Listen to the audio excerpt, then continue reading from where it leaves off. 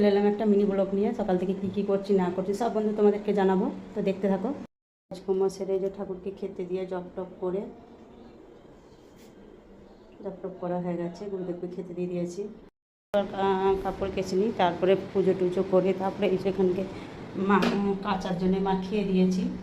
রান্নাও হয়ে গেছে কাচাকুচি করার পরে। চিকেন হয়েছে, ভাত হয়েছে, ডাল হয়েছে, আর আলু সেদ্ধ হয়ে গেছে।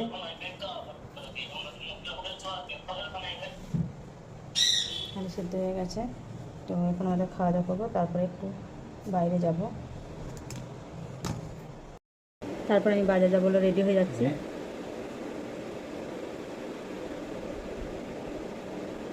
তারপরে আমরা বেরিয়ে পড়লাম বাজারের মধ্যে।